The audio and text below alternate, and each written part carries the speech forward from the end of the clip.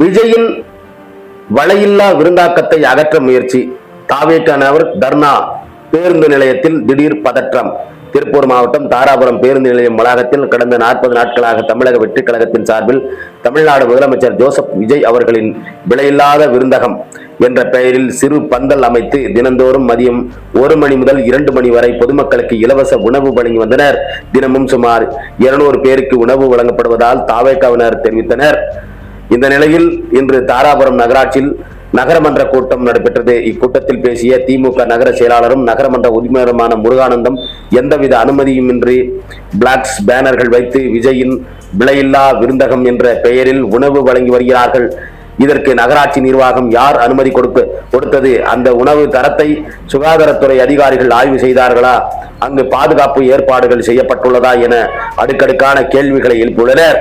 அதற்கு பதிலளித்த நகராட்சி அதிகாரிகள், பந்தல் அமைக்கவோ பிளாக் வைக்கவோ உணவு வழங்கவோ தமிழக வெற்றி கழகத்தினர் எங்களிடம் எந்த ஒரு முறையான அனுமதியும் பெறவில்லை, எங்களுக்கு தகவல் கூட தெரிவிக்கவில்லை என விளக்கம் அளித்துள்ளனர். இதையடுத்து அனுமதியின்றி செயல்படும் விலையில்லா விருந்தகத்தை உடனடியாக அப்புறப்படுத்தும் மற்றும் நகரமன்ற தலைவர் பாப்புக்கண்ணன் அதிகாரிகளுக்கு உத்தரவிட்டனர். உத்தரவை தொடர்ந்து நகராட்சி ஊழியர்கள் மற்றும் அலுவலர்கள் வாகனத்துடன் பேருந்து நிலையத்திற்கு சென்று அங்கிருந்த பந்தலை அகற்ற முயன்றனர். தகவல் அறிந்த சம்பவ இடத்திற்கு விரைந்து வந்த தாவேக்காவினர் முன்னாள் நகர தலைவர் ஜாபர் சதிக், நிர்வாகி சாம்ரட் முரளி, நகர செயலாளர் கலைப்பிரிவாணி லட்சுமணன் உள்ளிட்ட 30க்கும் மேற்பட்ட தாவேக்கா நிர்வாகிகள் நகராட்சி ஊழியர்களை தடுத்து நிறுத்தி தரையில் அமர்ந்து தர்ணா போராட்டத்தில் ஈடுபட்டனர்.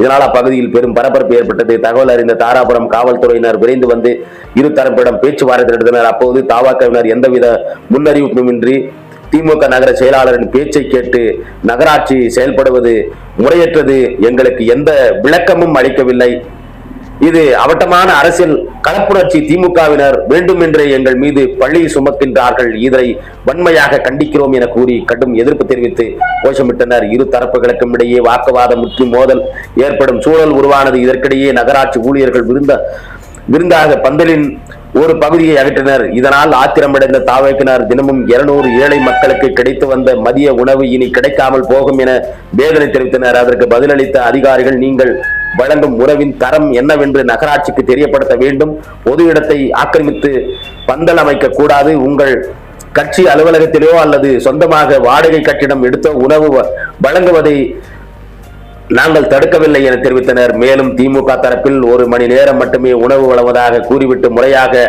வழங்குவதில்லை, உணவு வழங்கும் இடத்தில் குடிநீர் வசதியோ சுகாதாரமோ இல்லை, பாதுகாப்பு இல்லாததால் இரவு நேரங்களில் மதுப்பிரியர்களும் காஞ்சா பயன்படுத்தும் நபர்களும் உள்ளே படுத்து உறங்கி பேருந்து நிலையத்திற்கு வரும் பயணிகளை அச்சுறுத்தி வருகிறார்கள் என குற்றம் சாட்டப்பட்டனர். இரு தரப்பு கருத்து மோதலால் பரபரப்பு ஏற்பட்டது.